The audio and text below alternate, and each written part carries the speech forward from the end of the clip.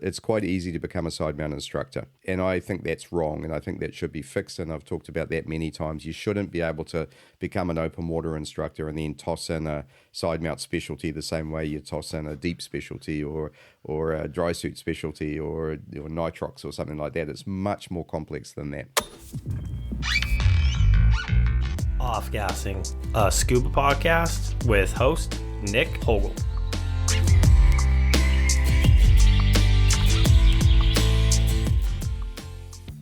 When I started my Sidemount journey, naturally, I tuned into Speaking Sidemount with Steve Davis.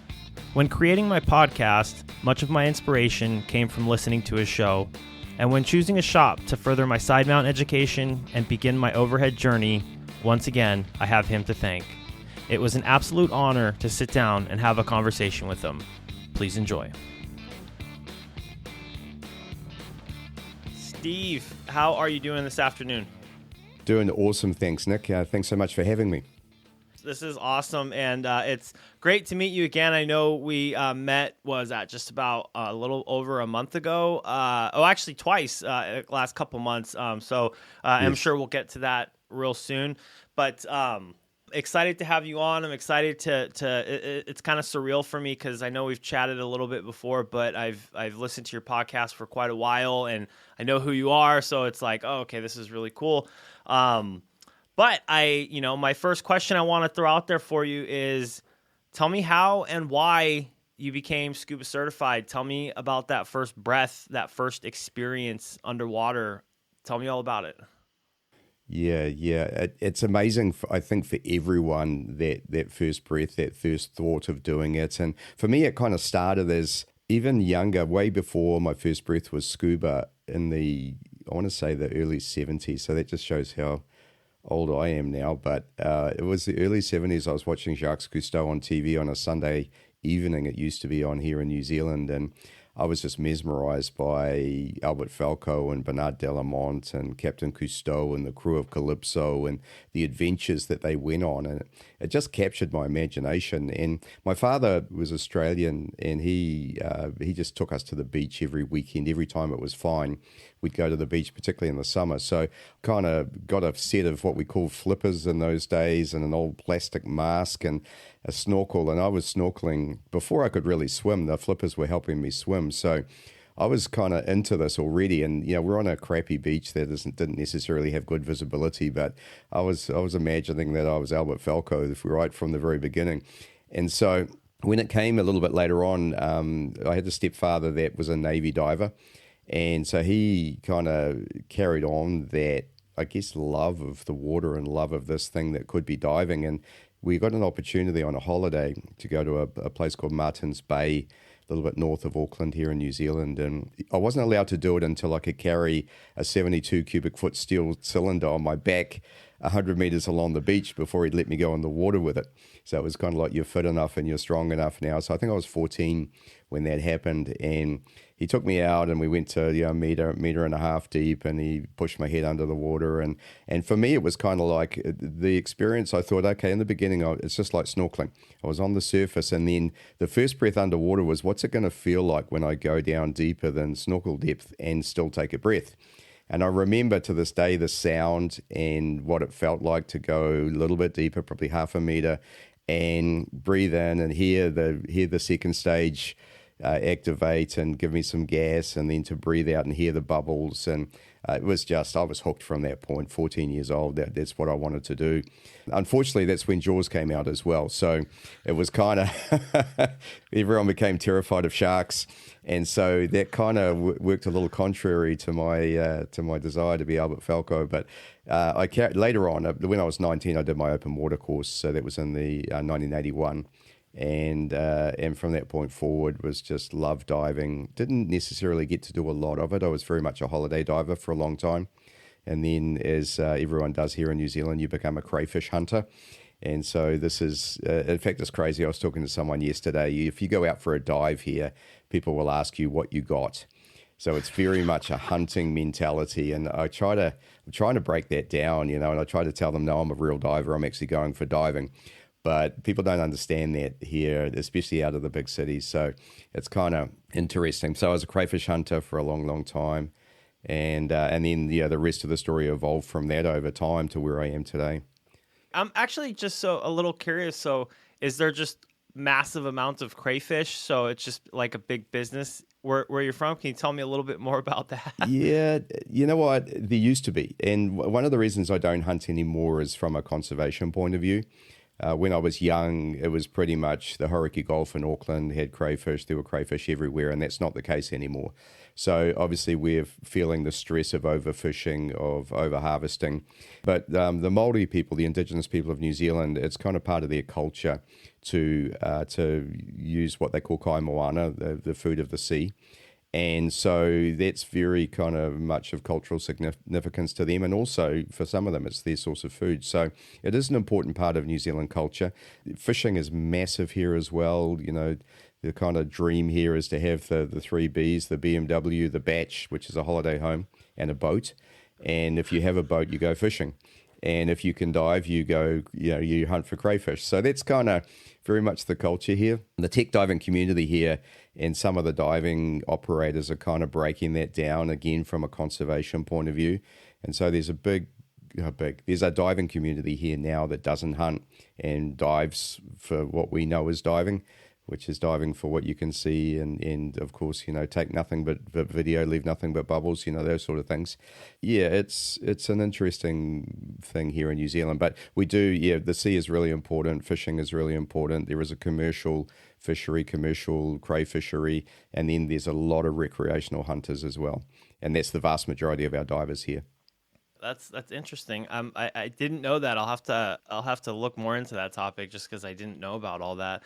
So, as you're progressing through the sport, obviously at some point you found Sidemount. Can you kind of tell me about how that evolved and why that evolved? Because I know it's different for everybody, so I'm just curious to kind of hear your side of it.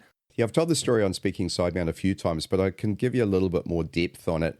Probably in the early 2000s to mid 2000s, I was starting to get not bored with crayfish hunting, but I was, when you go for a dive and you're hunting, you're kind of looking under rocks the whole time and you're not really seeing everything else around you. And there's kind of a reasonable amount of pressure, kind of peer pressure on, who gets the most or who gets the best. There are catch limits, so obviously within your limits. But I got a little bit kind of, I want to say bored with that. And I was starting to really enjoy the diving aspect of it.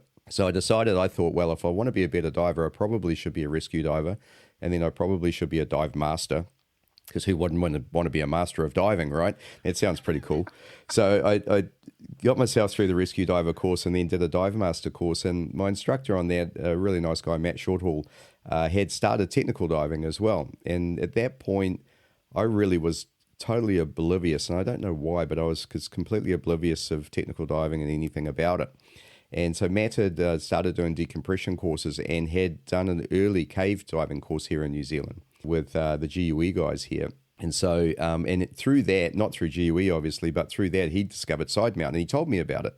And he made a harness, and I got an opportunity during my dive master course to try it on and jump in the pool with this harness. And it was a 4-meter deep pool. He left me there by myself, and to be honest, I nearly drowned myself because I put these cylinders on and got in, and I thought, oh, this is pretty cool. And they were steel cylinders, and and I had no idea what it was supposed to be like or anything. It was kind of monkey diving, really.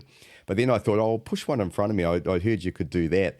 And of course, I took a steel cylinder out and put it in front of me and immediately turned turtle and was struggling to get this thing back on. And it was only through the fact that I'm incredibly comfortable in the water, having been diving for 20 years or more already at that point, that I managed to get everything back together and get myself out of the water again. But it was pretty funny.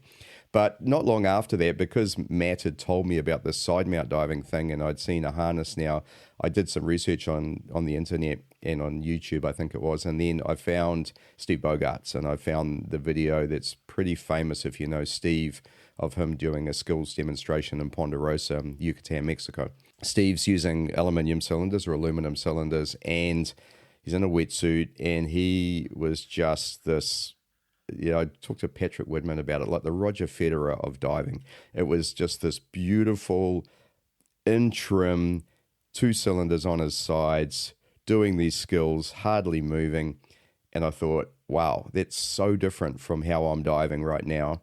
I thought I was a good diver. I'm now a dive master, right? And I thought, wow, that's another level. I need to find out what that's about. So I kept researching. At that time, Steve Martin had already started to produce a lot of content as well. He had a really good website, which kind of described all the benefits of side mount, this redundancy, this trim and balance, this truly independent cylinders, the ability to be balanced in the water, access to valves, all of these benefits that we now talk about with side mount. Steve had started that. And the year, I'm trying to think of the years, it's probably 2011, 2012 at this point. I'm in the process. I'm working for a software company. I'm the president and chief operating officer, and we're moving the company, or at least part of it, to America. So I'm super busy with that, but I moved up to America in 2012.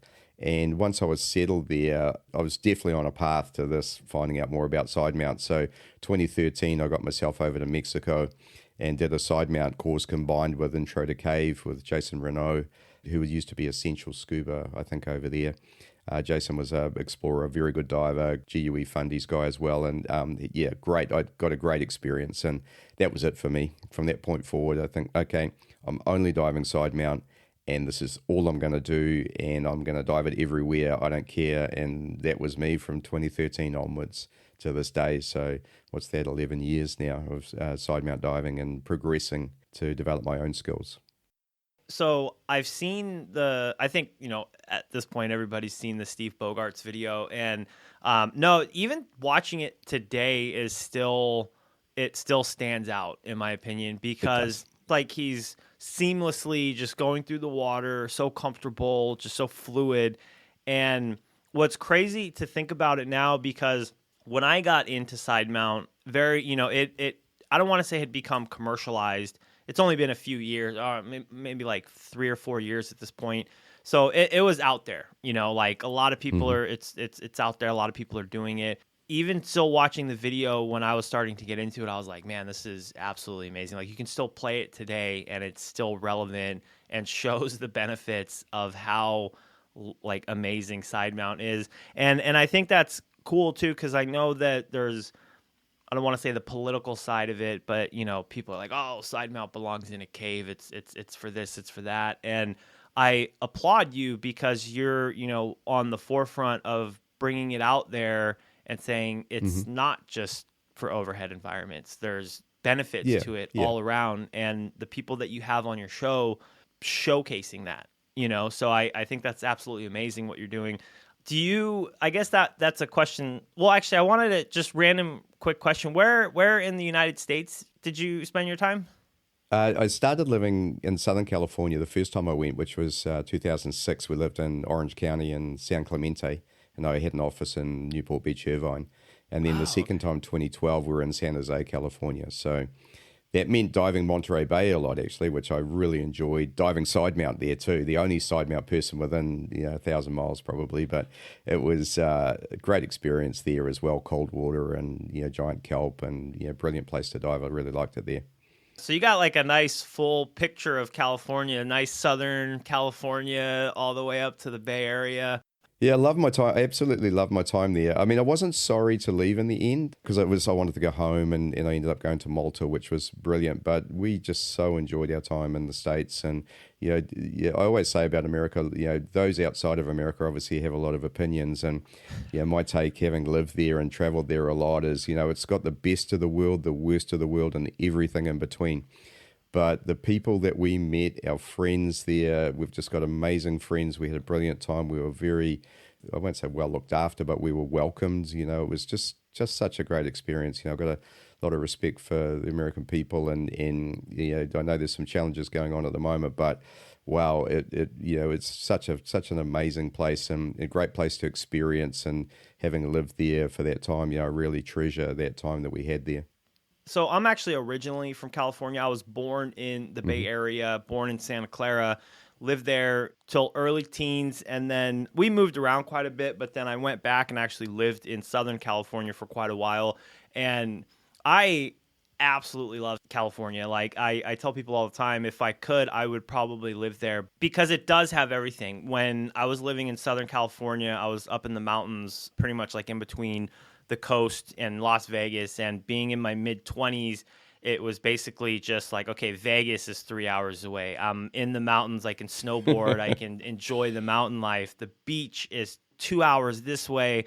So and you could do it all in, I mean, if you really pushed it, you could do it all in a day. And so like you're saying, it has everything. So I absolutely miss it. And it's a great place to visit. I still have a lot of family over there, a lot of friends, but it's just, I'm just like, I don't know if I could live here. And then now that I live in Southeast Asia, I'm just like, I like staying over here more than America. Yeah. I mean, nowhere's perfect. Nowhere's perfect. I mean, the trouble with California, a lot of my friends have left there and gone to Austin, Texas now, mainly for tax reasons. The taxation's high. There's all these sort of challenges that are around the periphery, but it's a fantastic place. As you say, the contrast between, I mean, I used to ski Mammoth Mountain once a year, and contrast between Mammoth and Tahoe and then looking at places, like the beaches, and Monterey is different to Southern California. So it's just an incredible state. Yeah, brilliant place to visit and to live if you can. Yeah. Oh, so I'm assuming a lot of your friends are obviously were in tech, because the tech community, they call it, what do they call it? The Silicon Hills, not Silicon Valley, but Austin, Exactly. Texas. Because I actually moved from the Austin area to Malaysia for like basically tech, like a company that I was working for in Austin just opened a facility in Malaysia. So that's what brought me out here. Wow, that's awesome. Yeah, small world. But back to scuba, because I wanted to ask you a question, because I feel like you probably will experience it more because you're pushing the side mount, you're promoting it, the political side of it. Do you try to like just stay out of it? Do you get caught up into it at times unwillingly? Because I'm sure that has to happen, and just kind of, especially, I haven't dealt with it as much. I'm still kind of on a smaller scale, but when you're a voice in the industry, it's just a matter of time before it catches up with you, right? Or what are your thoughts on that? Yeah, to be honest, one of the reasons I started Speaking Sidemount was because of that very reason. I kind of felt like the forums and the online Facebook and so on in those days, groups, there was just a lot of rabid conversation that much of it I thought was off topic and not even correct. And when I say correct, you want to be careful about saying what's right and what's wrong, but there was so many what I call keyboard divers. And if you're a keyboard diver, I'm sorry, but it's. I said this the other day on one of my episodes. Anything you say doesn't really matter. It's what you do in the water. And I mean, you've dived with some impressive people like Natalie Gibb and Vince at Under the Jungle. I mean, you know what world class looks like, right? When you see those two and their peers in Mexico in the water, you know what world class looks like. And so that for me was what I really wanted to do with Speaking Sidemount, was to bring those voices to the forefront. Because quite often, people like Natalie, I don't see her commenting that often. You don't see Vince commenting. Patrick doesn't get into it that often. Occasionally he does, and that's kind of bit him in the butt as well. And to be honest, Tom Steiner doesn't either, and he doesn't do any of that stuff. And so, there are some people out there like Andy Davis who puts out some amazing information, very detailed, but there's just a lot of dross, So that's why Speaking Sidemount came about. And to be honest, I tend not to get into too many conversations on Facebook or social media about side mount diving, because you're talking to a faceless group. Some of them some of them you don't. And there just tends to be the psychology behind social media is such that it's not like we're talking face to face, because the things people say quite often on social media, you'd cop a smack in the mouth if you weren't careful if it was face to face, right? So it's quite different. So the psychology behind it, I don't think represents the real world very well, and that's why you get some of this bad behavior. I have noticed recently that people are really trying hard to be supportive and to be positive, and I think that's awesome. And I'll give you an example. The other day, like the guys at Flow State Divers, I've got a lot of respect for them. They've been putting out some amazing video content on YouTube. I don't know if you've seen it, but it's pretty impressive stuff. And I went, pretty impressive. That's a Kiwi saying. If you say pretty good, that means awesome in American, right? So it's not bad. Yeah, they're awesome. And so they put out some stuff, and then there was a bit of a discussion about where you attach your dry suit inflator. Should it be over the long hose or under? And of course, everyone was saying, oh, you've got it wrong because you've got it this way. And I did a video just to show how I do it, and it's all about where the hose is stowed. So I was trying to explain that, and I thought, well, this will be interesting. Let's see how this goes. And I had about 50 comments on there, and 49 of them were great, and one of them was kind of a little bit off. I think he just misunderstood what I was trying to say. So, I think it is getting better. I thought if someone's going to lay into me, this will be it. But maybe I've set myself up now that I am quite an authoritative voice on Sidemount, and maybe people don't have a crack at me. I mean, one thing I do want to do a little bit more is start to address this. Is Sidemount a good configuration for boat diving? Is Sidemount a good configuration for open water diving? Why is it not just for caves? What's good about it that it could be used in other environments, as I do? And that's something that I really feel should be continued to be addressed. It has been addressed, but I think that the usual argument back, it's only for caves. And you say, okay, well, that's fine, but why are you diving back mount in caves? If Sidemount is for caves, why are you using back mount in caves? And the answer to that is, well, it's what I'm used to using, and I can dive a lot of cave and back mount. And that's absolutely true. So let's turn that around. I'm used to using Sidemount. Why would I dive it on a boat? It's what I'm used to using, and it's entirely appropriate for me to be able to dive it in open water. Once I'm in the water, it's fine. You've got some skills to learn in terms of putting your gear on and getting off a boat and taking your gear off and getting back on the boat. So that's a skill issue, and that can be trained and learned, and it's very slick when you know how to do it. And that's the answer, right? I mean, I don't understand why people dive back mount in caves. I really don't. It's a great configuration for open water, and it's a great configuration for boat diving. I think it has its downsides, but so does Sidemount for that matter as well. There's times when you'll hit barriers with Sidemount. But if you're going to have that argument, Sidemount is only for caves, then I would say then you should not dive back mount in a cave. So if those words come out of your mouth, then that's what you should do. So, and look, that's me being a little bit controversial and pushing that line a little bit. I mean, I don't care what anyone dive. You want to dive back mount in caves, dive back mount in caves. It's fine with me. It doesn't bother me in the slightest. But what does bother me is when people want to diminish the value of Sidemount and say that it's only for caves and it's a tool for a job, and you really should be diving back mount open water and Sidemount in caves. And that's okay. I mean, if you have the time to devote to developing skills sufficiently that you can do that, then great. But there is the argument also that if you're someone who can only dive every weekend or every 2 or 3 weekends a month or 1 weekend a month or only when you go on holidays, then you really need to work at your skills to be able to dive well enough in Sidemount. And I mean, again, Nick, I know you know this because you've trained with Natalie, right? So again, you know what good Sidemount diving looks like. I'm sure you're doing it now as one of her students. So that's kind of my philosophy around that now. And that's probably where the controversial part for me comes up, is when I'm saying that. But I haven't been shot down too much. Nobody's gone after me about it. Maybe they will, which is okay. So actually, I am sad to say that I have not had a chance to train with Natalie. I've trained with Arya over at Under the Jungle. I've trained with Vince, which was absolutely amazing. And I was super intimidated the day that he first picked me up because I was staying in Porto, Evan Torres, and then he lives in Playa, so he would pick me up on the way to the shop. And he had just got back from a trip, and I was just like, okay, this is where it all happens, Like I gotta put my skills to the test.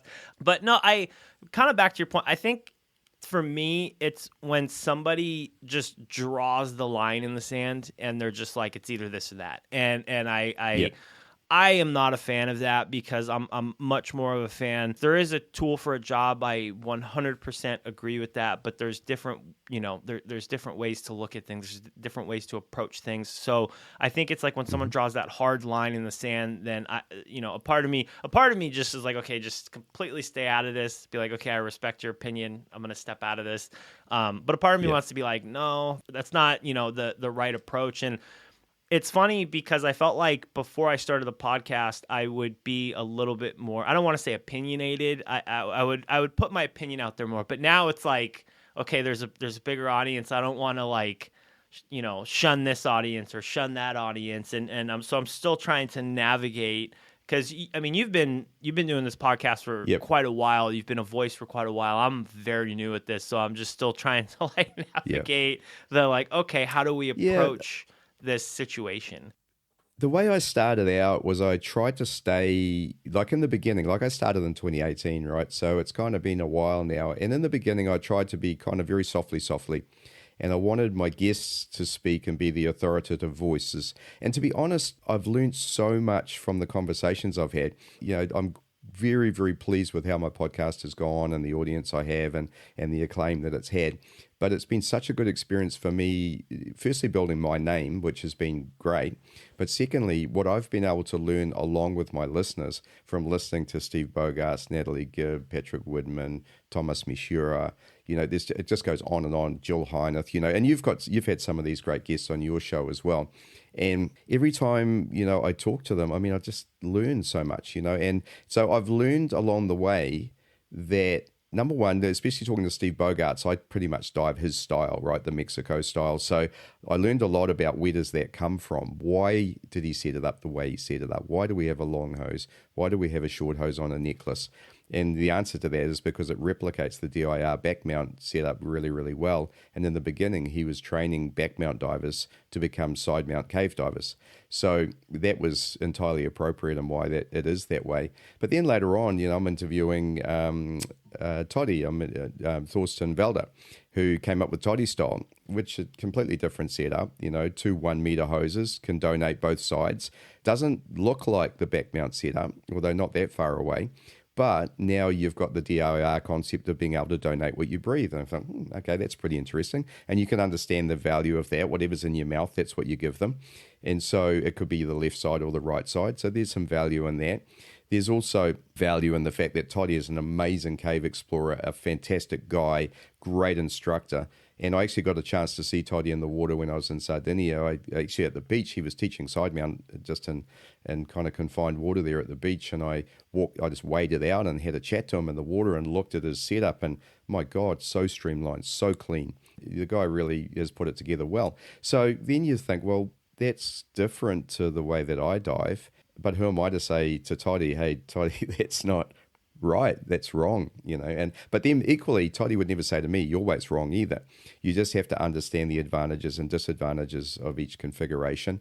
And sometimes, one thing I will say about Toddy style, ISC has also picked this up, is if you are going to do the 2 1 meter hoses and donate what you breathe, it does then drive decisions with your equipment. They have to use aluminium cylinders, because once they donate a 1 meter hose, the next step is then donate a cylinder. So then you can't do that with steel. So you can't. No, it would not be good. You'd be giving away some of your weighting. So that's kind of drives aluminium cylinder configuration. And then if you think, okay, now I'm diving saltwater cold, aluminium isn't really a good decision when you're in cold water and a thick undergarments, and especially in saltwater. Freshwater, not such a problem.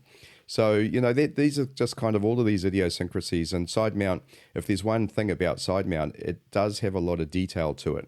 It's not like back mount where there's one set of back mount, steels usually, 12 litre, whatever they are in cubic feet. You put them together, put on a manifold, put it on a back plate with a wing, put it on your back and jump in, and then you use DIR configuration. So there's pretty much one way. Whereas with side mount, there's just a lot of detail, and to be honest, that's what I love about it too.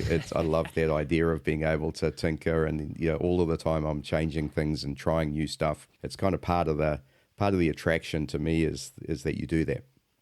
Yeah, no, I agree. I love it. Even though I'm not in the water, I'm still taking part in the configuration, right? So it's like, okay, I just got home. Let me tweak this. Okay, let's see how, I'm actually about to head to the pool on Monday or Tuesday. I need to head to the pool. I just got a new dry suit, and then I just kind of changed my configuration. Just, like I said, we're always changing it, right? So I changed it a little bit. I'm like, okay, I need to get into the pool. I need to sort things out. And I'm actually very, very excited because I have a trip. So the first week of August, I'll be heading out to Indo to visit Robin Cuesta in Indonesia. Nice. So yeah, I'm super pumped, which is really funny because just getting back from Mexico, when I was leaving Mexico, I'm like, man, this is going to be a long time before I'm back in the cave, so I need to kind of figure some stuff out. And then I just reached out to Rob and I was like, hey, what's going on? I hate you. I hate you so much. I was just talking to Paul Parasu about, I don't know if you know Paul, but he's dived with Robin quite a bit, loves Sulawesi and Muna. And I asked him, I said, what's your favorite cave? And he immediately, Muna, the caves that they've found there, that he and Robin have opened up. Robin's done an amazing job there, pretty much single-handed. I mean, others have been in, Paul being one of them. But wow, I really would love to go there. I just have to make it happen somehow. Yeah, and I have really, really high hopes because almost everybody that I've spoken to that has been out there has told me like extremely decorated caves, extremely nice. Mm-hmm. They're not as long or not as, in depth as Mexican caves. But I've just heard, I don't know. I mean, I'll go out there and experience for myself. But at the level that I am at, I'm okay with that. It's funny because you take the course, you do some fun dives, and then there's things that you kind of pick up on afterwards, things that you hear about. And one of the things that you constantly hear about, not even constantly, it's a thing, is the penetration stress. Right? Like you're kind of further back there and you're like, okay. And there'd be points because especially in Mexico, it's nice, shallow caves. So you can get pretty far. And, there'd be points I'm like, in my head, I'm like, okay, I'm an hour away from the entrance. Right? Like, so, checking my gas, I'm like, okay, like this is good, but it's weird that, I mean, it's not weird that has an effect, but I felt like I've heard about it so many times, but until I was actually able to experience it, it was completely different. Yeah. And then I'm like, okay, I understand now. Yeah, I honestly think that stress is good though, Nick, because the danger in Mexico caves in particular is you get an hour back and then something happens, you get lost, for instance. So, what that stress does in my mind is that it focuses you on the things you need to focus on. So gas planning, navigation, all those sorts of things, which are the things that'll get you in trouble in Mexico. I really think that a little bit of stress is good. Obviously, if it becomes, you become anxious and it's affecting your diving, then that's a problem. And then, I harp back to Bogarts again, because again, just like you, I asked these questions. I said, Steve, how do you get yourself to this point where you're doing what you're doing? And he said, Steve, step by step, build your experience, just progressively build it. So the way to diminish the stress a bit is don't plan big dives, like plan a dive that's within your capability and maybe just take it a little bit further than you went last time, not too far. And the second that you start to feel that, oh, hang on a minute, that's your time to turn around, right? As soon as he talked about the devil on one shoulder and the angel on the other. The angel's giving him good advice. The devil's trying to get him to do something that he shouldn't. So, that's you just listen to that inner voice. Don't try and do something too far. Don't get carried away with what other people are doing, because you have been doing it for much longer than both of us, for that matter. At my stage of life and all that sort of thing, like I apply that to all of my diving. I mean, I went for a dive yesterday and I dive conservatively all the time. It was a really nice dive. I was by myself. I solo dive quite a lot because I enjoy that. Some people don't like that, but that's okay. I'm redundant in Sidemount and, trained for that. But I still dive super conservatively, and just make sure that if anything goes wrong, I've got tons of leeway and safety factor on my side to get myself out of it. And you need to apply that to cave diving. So, when you go to Mona, I mean, you be with Robin, super good diver too. I've dived with Robin in Australia. Great guy to dive with. But, just go to the distance that you feel comfortable with, see what you need to see, come back and then maybe go a little further the next day. And look, the caves aren't going anywhere. There's another Bogarts saying, So, this is your first trip there and hopefully not your last. It's amazing because there's so much exploration to be done out there that I'm hoping, it becomes this. I think it kind of has. It's being put on the map. Like if you're diving caves, you've heard about Indonesia at this point, and it is a little bit of a task to get to. Even from me, I'm over in Malaysia, and it's like 2 flights. There's only 1 flight or 2 flights a day, I think, going out to Bao, and that So it's interesting, but I'm very, very excited. So I wanted to ask, obviously you got to throw out some podcasting questions just because, Sure. Little guy talking to the big guy over there. You recently just made the switch to Riverside. I'm curious, can I know why you wanted to make the switch to Riverside, and what are your thoughts of it so far? It's interesting because I started in 2018, and obviously the tools that are available now were simply not available back then. And so I started recording. Gee, what was I using in the beginning? I think I was using Zoom to begin with, and it was in the days when you could do an unlimited Zoom call without paying for it, because of course I had no money in those days either to pay for anything. So yeah, so I started with Zoom, and I was doing video like you do, but primarily distributing my podcast as an audio podcast, and the video was to aid communication with my guest, which was great. And then I was editing the Zoom file or the audio file that was recorded in Audacity, which is a great tool. And I still to this day I miss some of the aspects of Audacity, because you can really work on your sound production, and it's a really strong tool considering it's a free tool as well. So I did a lot of editing in Audacity, and it would take me quite a long time to edit, to the extent that, for every hour of produced podcast, I'd probably spend 10 hours on editing. And it became a bit of a pain. And it was really, I wanted this production standard and so on. So that was starting to drive me to think, gee, I've got to find a better way. I've either got to be much more relaxed about the editing, or I've got to find a tool that can automate some of this for me. And so that's where Riverside came along. There's a few other tools as well, but Riverside has some great capability and AI tools now around removing the ums and ahs, removing spaces, and enabling you to edit really quickly. And I'm only on my second episode. I have had problems with it in terms of the alignment between the text that it generates and the audio. So I don't know if you've experienced that as well. Yeah. I don't know how much of that's at my end versus I think I probably need to upgrade to a MacBook Pro, and perhaps that will help. I definitely will do that this year. So I've had a few issues, and I wouldn't. It's a little bit of a love-hate at the moment. Like, I love it for what it can potentially deliver, and I hate it because it's not quite there yet. And I would do a review of Riverside like properly a bit later on, once I've produced maybe 10 episodes and I've really learned. I don't feel like I know the tool well enough yet to make a really honest appraisal as to what's down to the tool and what's down to me as the user. And you and I both know software. It's kind of yeah. There's always bugs in software, of course, but often there's user issues as well. So that's why I'm a little bit tempering. Well, that's why I'm tempering what I'm saying right now.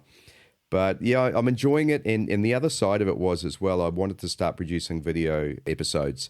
And if you use Spotify for podcasters, that enables you to deliver video via Spotify along with your audio, and then you can take the same file and upload it to YouTube. So you've got this video content that you can produce. And of course, I was very influenced by Woody and Gus at Dive Talk and their success on the YouTube platform. And yeah, video I think is a good media for podcasts as well. Of course, Joe Rogan and all of the top podcasters are at least putting clips up, if not full episodes, on YouTube now. So I think there is that side of it as well. So they were the two things that drove me to Riverside, was really this idea of improving the efficiency of my editing, and secondly, producing video content that could easily go up to Spotify for podcasters and YouTube. I started with Riverside just because I was on a podcast before, and that's what we use. So that's kind of what I knew. So, go with the devil that you know. And yeah, I completely understand the love-hate thing, because for the most part, it'll work very well, and I absolutely enjoy it. I love the fact that it records independent tracks. I love the fact that it records video. But the slight issues that I have had with it is I don't know if it's an internet issue or whatnot, but sometimes it'll cut in and cut out. I actually, out of all the episodes that I've done, I've only lost one episode where for some reason it didn't upload like the middle 25 minutes of section of this conversation that I had. So actually, yeah, I'm super bummed. And the way that my structure, or the way that I go, is, so I'll do an episode, I look, it's uploaded to the cloud, I download it to my computer. Sometimes I don't look at it for a couple of weeks just because I'm like on the go, I have things to do, and then when I'm ready to edit the episode is when I'll look at it, and that's when I found out. unfortunately, it happened. I did the recording before I went to Mexico. Mexico set me back. I didn't release for a month, and I was planning to do it. I was like, burn the candle at both ends. It didn't happen. I pretty much got to Mexico. I was like, okay, focused, doing this training. And I was super bummed to have that happen. So I've reached out and been like, hey, can we, I feel bad, but can we record this episode just because I don't know why. And Riverside, the customer service, I feel like, is pretty good. Like if I've ever had an issue, I email them, they're back to me within a couple of hours. So, and then we're getting it resolved. And so that side of it's really good. But sometimes, tech, you just can't control everything. So curious, so do you do all of your editing on Riverside now? So you don't, because I still actually use Audacity. It's what I use, and it's funny. You're just really speaking to the heart when you're like 1 hour episode is this much of editing, and I feel like I've streamlined it, and that's just because I've been a little bit more lax on what I'll take out because I'm like, okay, this is just taking too long. Because that is one thing that I still struggle with is I need to speed up the editing process to the point where it's either release less content throughout the month or speed up the process. And then the other thing is I for some reason I have just like a hard time saying no. So when someone reaches out like, hey, can I do an interview? I'm like, yeah, let's do it. Or if I find somebody new, I'm like, man, this person seems interesting. Like, let's interview. So I'll reach out, and then they're like, yeah, I'd love to come on your podcast. And I'm like, shit. And then I have all these interviews lined up. I'm like, okay, I screwed myself. That's a good job though, Nick. I mean, because half of the battle is getting your interviews lined up. So I think that's a good thing. And of course, you can always bank interviews. You can always have a few lined up and have them in the production process. So I think that's fine. I think one thing that I did, I started out doing an episode a week. Super excited, and so I did a bunch of interviews, but it just was too much. And it became kind of a full-time proposition. And so my cadence probably since 2019 has been one episode a month.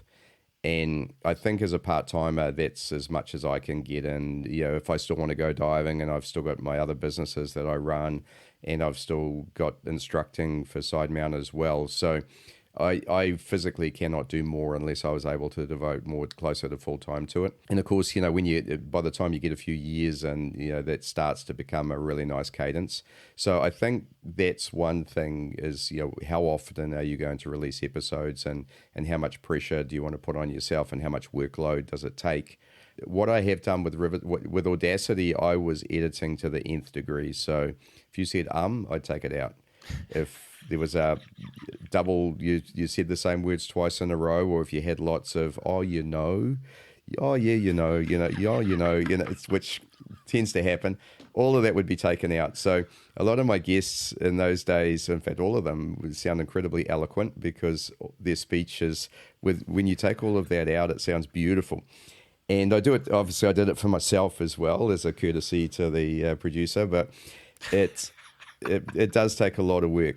So what I've done with Riverside is all of that stuff stays in now. So it's a bit more natural.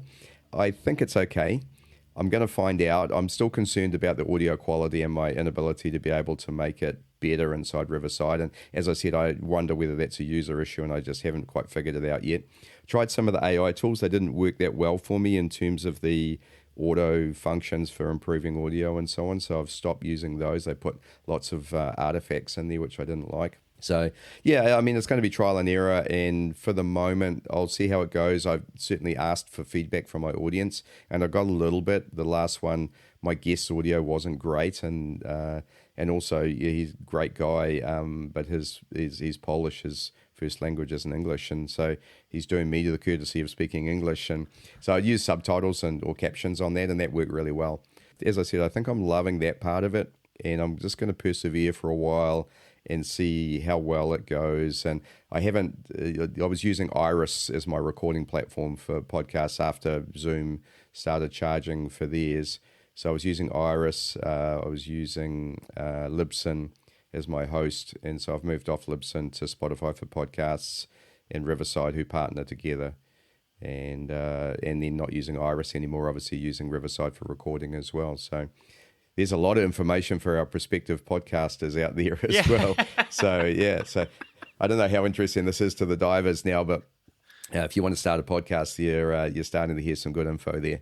Yeah, yeah. I think it's just kind of, getting to the other side of it of creating a podcast, because that is it. It is interesting information. And I've actually met quite a few people that are interested in starting a podcast because it is fairly simple these days, right? Like you could literally start one over your phone if you wanted to. So I think it's kind of cool. But you're absolutely right. We should get back to some diving. I was definitely going to have this conversation with you. I thought it would be offline, but you leave it in or take it out as you see fit, my friend. Yeah, no, this is absolutely interesting. As far as the teaching side and the diving side, you're still a pretty active diver. What type of diving are you doing on, a daily basis or a weekly basis? Yeah, not so much daily. I'm diving weekly, and my local area here, to be honest, I struggled for a long time. And I wasn't really, because I'm sitting here and I'm only 50 meters from the water. So there's a beautiful beach right in front of me. It's not terribly diveable because we get a bit of runoff. And so if there's any rain, the visibility drops off to really low. But further out in the bay here, that is right to my left-hand side here, is some amazing diving, but you needed a boat to get to it. So firstly, I didn't have a boat. Secondly, everyone else who dives here hunts. And I think, to be honest, some of them are scared of me in terms of, like the diver I am versus what they are. So I don't think, I'm kind of guessing that's the case. So I haven't had a lot of invites. Maybe I'm not that nice. I don't know. But I haven't had a lot of invites out on boats to come diving, mainly because I won't bring them a crayfish, right? So I think if I did that, it would be different. But I've befriended a guy, amazing guy, Mike at Doubtless Bay Charters, who does run fishing charters, but he started to take me out on his boat. And I've now done 2 dives with him, one last week and one yesterday. And wherever he's going fishing, I'm jumping over the side and having a look. And I put a video out of last week's dive, and I'm in the process of producing one for yesterday's. And it was both dives were just amazing. Jumped in the water, 20, 25 meter visibility, fish life like you wouldn't believe. Beautiful underwater structure. I took the Seacraft Go DPV with me, DPV'd around a bit. Last week was on what's called the Hihi coast. Hihi's a place along the coastline there, and I was just really between 6 and probably 20 meters, just putting around, 2-hour dive in there. Brilliant. And then yesterday I went to a pinnacle where really good for fishing. Jumped over the side there and went around this pinnacle from 35 meters at the bottom and just went round and round it with a scooter and stopped. And again, amazing fish life, really great scenery. It was just a really super good experience. So I'm starting to fall in love with my little home area here in Doubtless Bay in the far north of New Zealand. But normally my diving has been monthly. I'll go to the Bay of Islands, which is about an hour south of me, go out with a dive operator and go out and dive the Canterbury Wreck, which is this brilliant purpose-sunk Leander class frigate, 113 meters long, 13.4 meters wide, former warship. I was in the Navy. That was my very first ship I posted to in 1981. Actually, I did my open water course off when I was on that ship.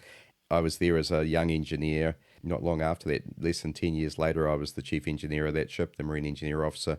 So I served on it 3 times, plus twice on a sister ship. So I know that ship like the back of my hand. It's like my home. So from the time it was sunk in 2007. I first dived it in early 2008, and I've been diving it every month pretty much ever since. And I've written a book on it. I wrote a book called The Canterbury Wreck, a Diver's Guide on the history of the ship and how to dive it. And that is my favorite local dive. It never gets old. They created what's called a rahui, which is Māori for a no-take zone. And they do that normally to replenish the fish stocks. If it gets overfished, they'll pronounce a rahui, and you can't fish there. That also happens if somebody happens to perish in the water. They'll do the same thing for a period of time. Anyhow, this rahui has been in place since 2010, I think.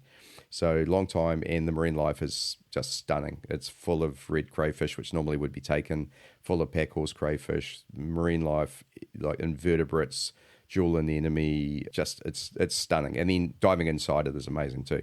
So, and of course I know all the machinery spaces, so I'll go deep into the engine room, boiler room, fridge spaces, diesel spaces, magazines, shell room. It's a brilliant ship to dive.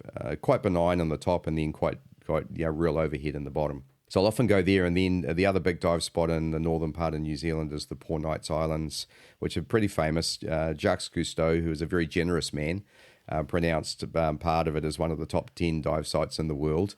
I think he gave out a lot of top 10s though, but it is a pretty good place. When I say pretty good, again in New Zealand, that means awesome. But again, it's been a marine reserve for a long, long time. I think it might be 30 years there.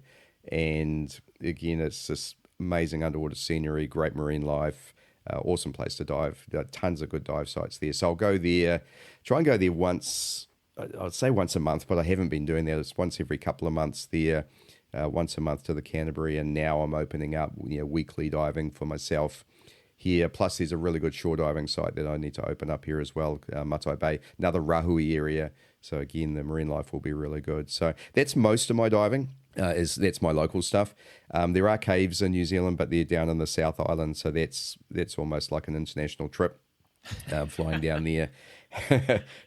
There's a bit of rivalry between the North and South Island, just quietly. So, but the caves are really nice. They're just really cold and they're pretty gnarly. Anyone who's seen the wet mules diving Pierce Resurgence will have an understanding of what they're like. There's some easier cave than Pierce, but they tend to go pretty deep, very cold, 6 Celsius and below. And they're just a bit hard to get to. I'm kind of very much a Mexico style, drive up in your truck, unload in a little covered area, carry your cylinders down some steps, put them on a platform, jump in the water and go do a cave dive. That's my cave diving. So pretty keen. We go to Australia 2 or 3 times a year to cave dive in Mount Gambier there. Anyone who's seen my YouTube channel will see a heap of dive video there of us cave diving in South Australia, which is brilliant. Tank Cave and the Pines in particular, really good there. So yeah, that's kind of the sum of my diving. Then kind of every couple of years, hopefully, or every year I do an international trip. So the last one was to Mexico to do some training with Patrick Widman. I did my Sidewinder Mod 2 training there, plus Cave CCR. And then I trained with Ed in Mariana, Florida on Sidewinder to begin with. Went to Sardinia that same year, so that was pretty cool. And yeah, I think my next trip is Asia, either Thailand or Sulawesi. One of those I'm going to get in, I hope. Are you going to head to the caves in Thailand, or are you just going to do some open water? Yeah, well, I'll talk to Miko Pasi and also to Paw and see whether it might be a mine thing. I might go there and do a mine crossover just for something different and then dive the mines that they've been opening up. I think that'd be great. If I didn't do Sulawesi, I think it would be that. Yeah, and so I've been trying to keep up on the mines that they're doing. So basically, I don't know if you're familiar with the Penang area of Malaysia, but Thailand, the border is 2 hours north, and I want to say that some of the exploration that Miko was doing was just about like 2 hours, 2.5 hours north of me. I mean, it's a drivable distance, and I'm like, dude, let me come make your coffee and just hang out. That's all you have to do. Like carry some cylinders. Yeah, you might want a beer or something, but yeah, take some beer with you and make the coffee. Carry cylinders, and then help them in and out of the water. And then I'm sure they'll find an opportunity for you to get in the water and amongst all of that as well, and have a little look. And that's how it's done. I mean, that's how you get mentored. And if you offer to go and help, I'm sure they'd take it. Yeah, no, definitely. And so I actually wanted to ask you a quick question about, so I always love to hear about experience or people's experiences and like kind of what's going through their mind.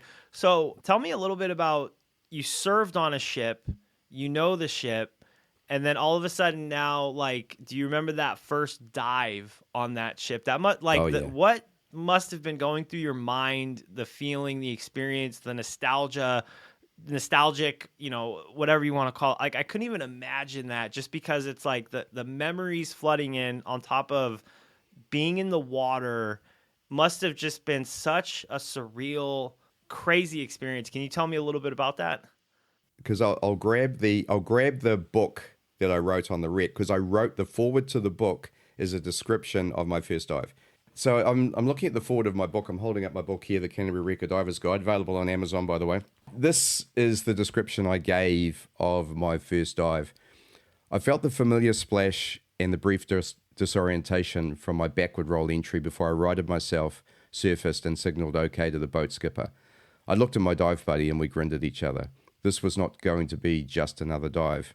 We did our surface checks, signaled okay, and the thumbs down signal to commence our descent. I took my first breath. It was dry and cold, but I quickly focused on gaining stability, trim, and equalizing my ears against the increasing water pressure. We passed 5 meters and then 10. At first there was nothing, just the descent line and the blue-grey expanse of the water shimmering beneath us. Gradually a shape emerged, vague and then more defined, the familiar lines of a naval ship.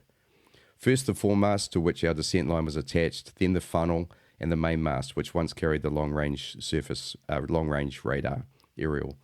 I could make out the features of the ship, the bridge, the upper decks, the superstructure. I felt both awe and sadness.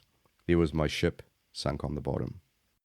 Oh man, that's absolutely amazing. I love it just because it's obviously who knows what the future holds, but just to think, to be able to be like, oh, okay, I used to spend my days here. Now it's underwater, and it just adds a whole new take on it. Must have been, yeah. It's just, and I love hearing about those experiences. Yeah, it's still pretty surreal for me. I mean, now I kind of know it as much as a dive wreck as I ever knew it as a combat ship. And so that's kind of pretty strange in itself. And when, there are some Facebook groups where the old sailors kind of congregate and share old sea tales and so on. And quite a few of them are vehemently opposed to ships being sunk as dive wrecks. And they don't really understand. And, they all want them to be, museums alongside where people can go through and look at them as they were. But it's an incredibly expensive endeavor to make a ship into a museum and then maintain it. It's incredibly expensive. And so that's why there's a few of them around, but not that many. So most of them go away and get scrapped. And to me, that's the worst thing that can happen, particularly now since, you don't get a lot of value from scrapping a ship anymore. There's not that much money in it. So there's a lot of work in making them, safe for doing that. And there's a huge amount of work in making a ship safe to make it a dive wreck as well. You've got to remove a lot of the equipment. You have to clean all the fuel tanks out. All the oils and so on have to be removed. And so it's incredibly expensive. But when you think what that ship is now as an absolute monument to the service that it put into the New Zealand Navy during its 30 plus years of service, and then look at the service that it's delivering now, not to divers, forget divers for a moment, it's a real artificial reef. And so the marine life around it is, has to be seen to be believed. It's unreal. The fish life. I'll be diving down through a deck, and next thing around, I turn a corner, and there's a massive kingfish in front of me. They look like tuna. They're, oh my god. And you'll bump into one of these, go, oh no. And we want to go in the same place at the same time. So you find big fish even inside the wreck. Outside, you certainly find them. There's lots of little big eyes inside. It's just spectacular. And so one of my favorite things now, I get asked a lot, and sometimes I like to do my own little projects in there. Often I get asked to guide people through the ship, and provided they're qualified, provided they've done at least a wreck course and preferably advanced wreck, then we can go and do some really serious diving in there. And it's fun. It's a lot of fun to show people through and let them experience the wreck and take them along some of the routes that I've developed for the book and through my diving on it. So it's a fun place to dive, and it's really accessible. There's two great operators that run out there, Northland Dive and Paihia Dive, and they both do a great service to the wreck in terms of taking divers out to it. One last question for you before I let you go. I always like to end on some sort of advice question. And when I was looking through your website, I was like, oh, this is a perfect question, because you consistently, I'm sure, have people approaching you to learn side mount, to, pursue that path. And I think a thing that a lot of people struggle with, either unknowingly or knowingly, is how to find the right instructor for you. So someone that is looking to get into side mount, what piece of advice could you give to that person when they're in the process of searching for an instructor? Yeah, and there's a page on my site that actually describes this in detail, and I kind of, it's a little bit, what's the word? I don't know whether it's a bit naughty is the right word, but I kind of used it to describe myself as the perfect side mount instructor, which is not so much I don't want to call it arrogant, but I think the danger with side mount is that it's quite easy to become a side mount instructor. And I think that's wrong, and I think that should be fixed. And I've talked about that many times. You shouldn't be able to become an open water instructor and then toss in a side mount specialty the same way you toss in a deep specialty or a dry suit specialty or nitrox or something like that. It's much more complex than that. So I mean, when I became a side mount instructor, by way of example, I had trained in Mexico in 2013. It was 2 years later, I'd done more than 200 side mount dives when I turned up on Tom Steiner's doorstep to become an instructor. And even then, I had so much to learn in terms of the level that I needed to be a really good instructor, a really good side mount instructor. And Tom and Audrey was there at the time as well, and a bunch of others helped me along the way and improved my diving dramatically. And so I think when you're looking, to answer your question, when you're looking for an instructor, I think you need to find someone who, they don't need to be a specialist side mount instructor, but they need to dive side mount a lot. So that would be the first thing. They need to be able to demonstrate through, whether it's through video or other methods, that they are competent and can dive side mount well. A good example is to look at their students as well, or student testimonials, and see what their students have thought of the experience. I certainly think it's entirely appropriate when you're looking for an instructor to interview the instructor. Obviously, it's a conversation, because often instructors, when they're looking at students, should be doing the same as well, interviewing the student to make sure there's a good match. There's no point taking a student that doesn't match well with you. So I think you should talk to them and ask them about their diving, ask them about their courses. A good side mount course is going to be a minimum of 4 days. I hesitate to say 3. I think if you get I've trained some GUE guys and super experienced divers who you can easily introduce to side mount in 3 days. If they already understand trim, buoyancy control, advanced diving techniques, back kick, all that sort of thing. So if they've already got that, it can be quite quick. But generally, for most divers, it's a minimum 4-day class, and it can be up to 8 days if you want to be really good. And I don't know, how long was your course? Well, I've actually taken like a few courses, but the one that I use as my foundation was 6 days. There's a good example. Now, I mean, can you be taught in 4? Absolutely. But how much better are you in 6 days? So much better, because you get to bed in the absolute fundamentals. And so that's what you're looking for. One thing that I think you did it, and I know who else did it. Her name will come to me in a moment. A bunch of people listen to Speaking Sidemount and listen to the guests that are on there, because I'm nearly up to episode 100, and there's probably 80 or 90 guests on there all of whom, or the majority of whom, are side mount instructors based all around the world. There isn't one of them that I wouldn't go and talk to at least about doing a course with them. And you can listen to what they say and find someone who resonates with you, and then that's a great way to find someone. I think there's a really good corpus of information there now that people could use to choose instructors.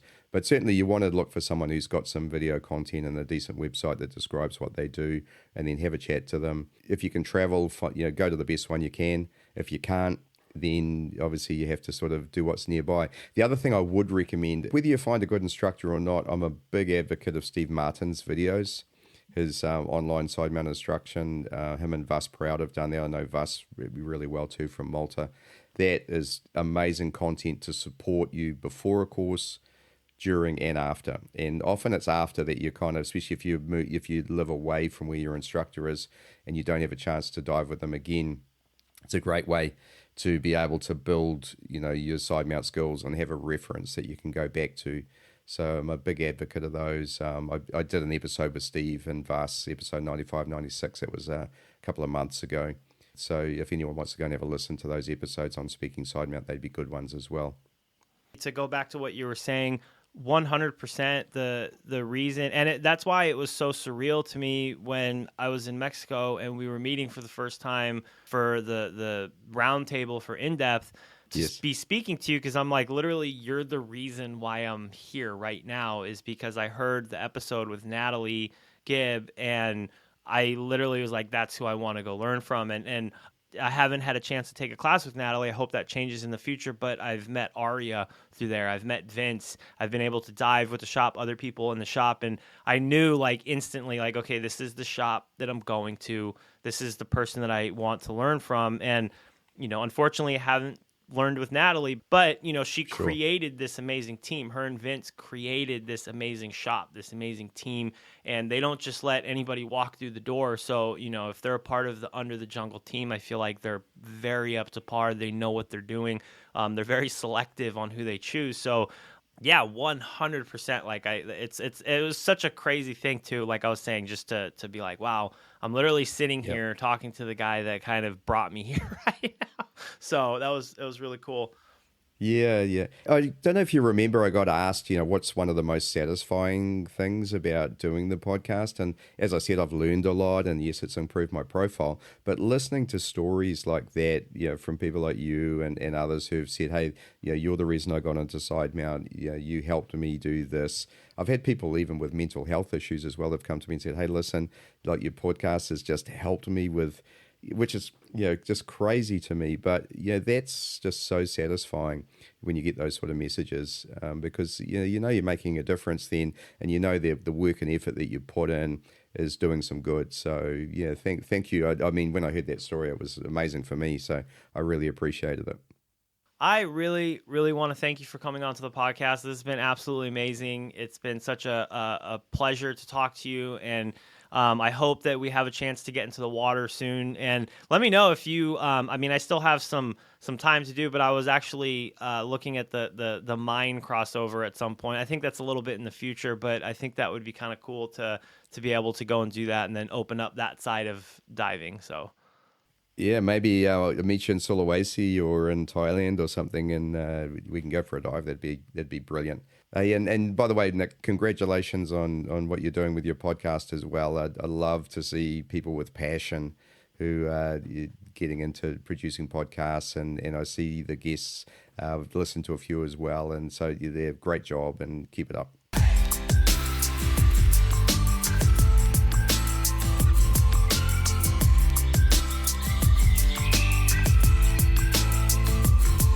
Off-gassing, a scuba podcast.